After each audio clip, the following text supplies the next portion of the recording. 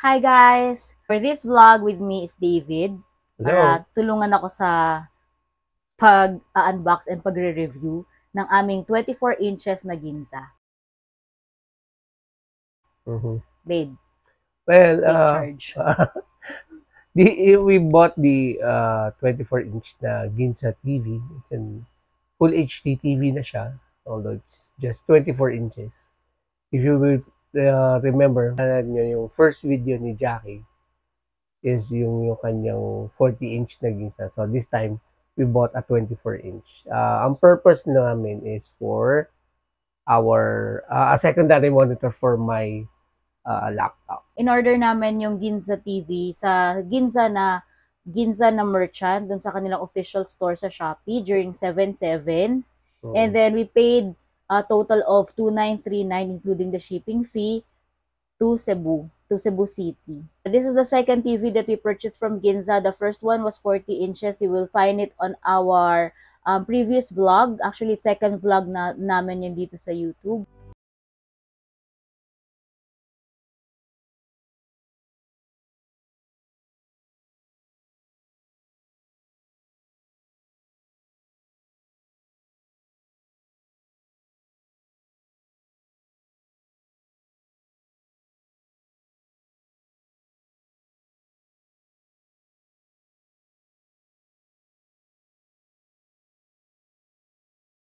Inch na body compared sa 24, mas maganda yung kanyang casing, yung 40-inch compared to sa 24 inches.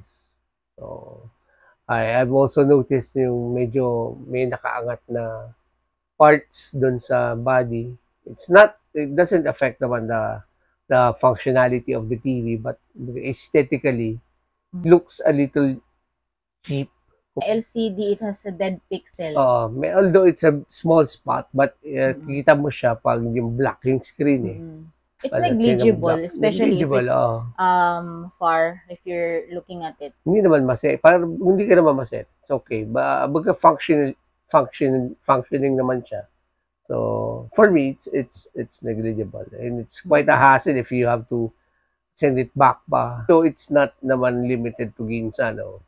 We have had other We had Skyworth TV o before TVs na na may meron dead din pixel dead din. pixel and And we didn't matagal mind. din naman nagamit before Years, na like years. It 5 from years? 5 years. 5 Ganyan. years probably. Kung hindi pa yun na lang Nilanggam. nilanggam yung TV. This electronics parang talagang gustong-gusto naman langgam yun eh. Siguro dahil sa init. Yes. What ports do we have? Well, just the standard. We have, first is yung audio-video ports or yung red, yellow, and white na normally comes with yung TV, no? And then we also have yung VGA port for the PC. And then the HDMI port. For the 24 inches, it's only one. Unlike the 40-inch na we previously bought, dalawa siya. Another interface dun sa likod is yung mga USB ports for this particular 24 There's inch. just one Just USB. one USB port. And then PC audio. It has a separate earphone na port. Yung PC audio kasi it's just like the audio jack ng earphone, but ang purpose kasi is sometimes a speaker, you can connect it to your PC or to your laptop. Para yung audio ng laptop, it will go through the television. But negligible na yun pag you're using the HDMI. And they have this TV RF in. What's that? This one for the antenna? Yeah. Okay. That's it. So, since he'll be using it as a secondary monitor, he'll be using also the HDMI. Kaya ang hahanapin namin sa source ay yung HDMI also. Okay, kasi baka magtataka kayo bakit nakasaksak na tapos wala pa ring display. And of course, you have to find yung extended monitor, di ba, sa settings sa laptop. Extended display on your monitor. On your laptop, you have to go to the display settings and then click on extend display.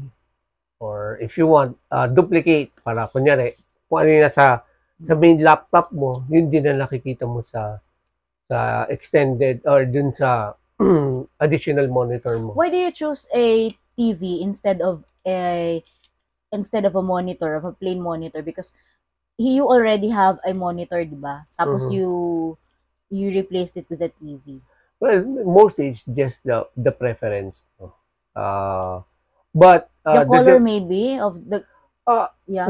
aside from the preference, of course, yung color range ng monitor compared sa talagang actual TV is different. Pwedeng yung monitor is can also take the 1080p na output, but the difference is that TV kasi meron na siyang audio, and then marami pa siyang interface, unlike si monitor. Normally when you buy tapos medyo gusto mo HDMI yung connection, compare mo siya sa, let's say yan nga, yung Ginsa na 24-inch, mas mahal pa minsan yung monitor na may HDMI port.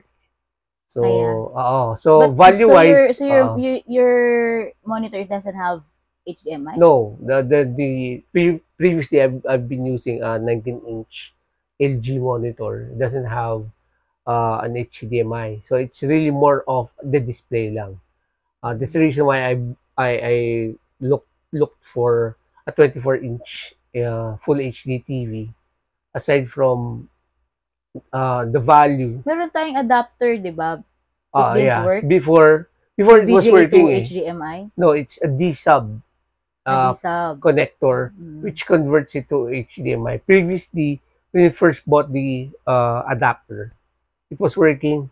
We were using it fine, but I don't know if the adapter is already failing, so you can no longer detect the HDMI signal. And it has difference kasi when you use VGA versus the HDMI, yung quality ng audio. The quality of the video. So, it's applicable to both monitors and TVs, no? So, let's say, from your laptop or your PC, you're using a VGA cable and then connect it to the monitor.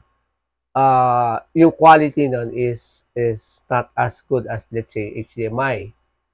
So, but when you're gonna use the VGA going to the TV, ganun lang din. So, parang yung sa monitor mo, ganun lang din kasi yung resolution is may limit lang yung sa VGA. Unlike sa HDMI, you can get the 1080p na resolution na.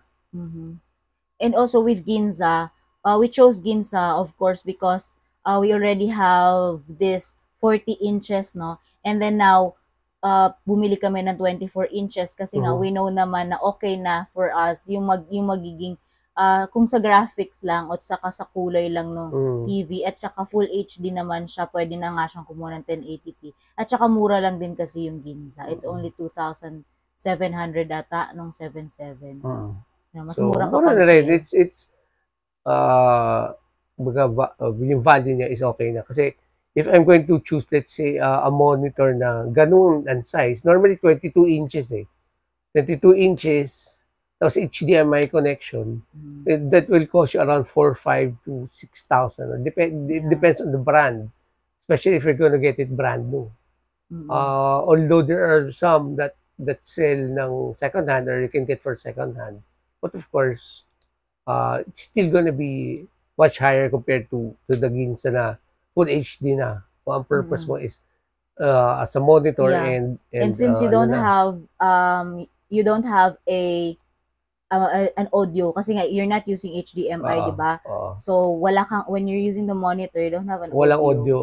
Okay. So with the TV na Ginza, meron na siyang audio kasi you're using speaker pa, extra speakers pa. When I was using the monitor, I have to connect an additional speaker pa. Yeah, kasi it's better to, especially if you're watching, it's better to watch with the speaker, di ba? Yes. Kesa dun sa speaker nung laptop. Yes. So kasi pag yung gamit kasi talaga dun sa secondary monitor, aside from sa work, when we watch dun sa laptop or sa PC. Yeah. But I guess you'll still be using speakers because Yeah, of the audio. ayun. Hindi So namin let's go nagustuhan into yung that. audio With regards to the unit that we got from from Ginza. Ginza, so well, comparing it to the 40-inch that we we bought before, the quality of the 24-inch is um, below par dun sa what we got sa 40-inch. The manhunt for the suspect in the carnapping homicide case has finally ended with a successful arrest. The suspect, Christopher Boyat Santos, was captured in Buena Vista after evading the police for the last 3 weeks. Ilang beses nang nakatakas yung suspect, pero nitong huli, kaya hindi namin siya mahuli ay dahil sa nakatanggap siya ng text galing sa nanay niya. Pero sinigurado namin na mahuli siya ngayon. You know what to do. Yung kanyang audio, mas maganda yung audio dun sa 40-inch. Yes. Yun yung napansin Kasi namin. yung sound coming from the TV, para siya yung nakikinig ka ng maliit na speaker, parang kulob. Tama ba yun? Basag, actually, basag nga Basag yung, ba siya? parang basag yung, I'm not sure about basag. anyway, Basta parang ganun kulob yung siya, ano, tapos quality parang- isn't good. Medyo, para sa akin, parang hindi buo ang sound. Si TV that we bought, yung 24-inch na Ginza, for us, for me, it's a good buy naman. It's good na. So when buying, you always think about how you want to use it, you know, the goal yung ano or mo the yan, purpose of buying the preference. product. You know, your preferences, and will it be okay? And if it's cheap, of course, you have to level your expectations. You have to manage your expectations. With the price, no, we're not very much concerned about kung paano kung masira. You know, you just buy a new one. No? Just in Ganon case siya, because of masira. the price. So, let's say if you can use it for a year or two, sobrang okay na yun, right? Oo, kung nalibo, binili mo yung 40-inch mo, in 2 years, 2 Actually, to 3 years, baga, so, sulit na yon. Oo. Baga, at that time, siguro meron ka na mas gustong iba. Wag lang yung tipong na pagka-deliver sa'yo is sira Sira na na agad, agad. oo, Pagka iba ganun, yun. of course, you can always return it naman. With regards to yung kanyang other functions, yung sa remote, it's functioning well naman. Madali lang naman din siya gamitin. So sa akin, the value of yung paying for that 24-inch TV. Disclaimer lang, we're not really techie people. We're not experts with the product. We're just giving out some inputs dun sa nabili namin. And we could answer questions na based lang dun Based sa sa aming experience. experience. So, Yeah. Just check the description for yung the basic information that we will share with you. Nag-unbox lang kami and the basic about it. You can still send your questions through the comment section. So we'll reply to you, no, kung alam namin yung sagot doon. Thank you so much guys for watching. This is Jackie again and this is David. Please subscribe to my channel Jackadal. Ano sunod nun? Please leave a positive comment. You can always ask a question. We will reply to you when we can. And we could probably post updates then for these 24 inches na Ginza. Okay. Thank you so much. Thank you.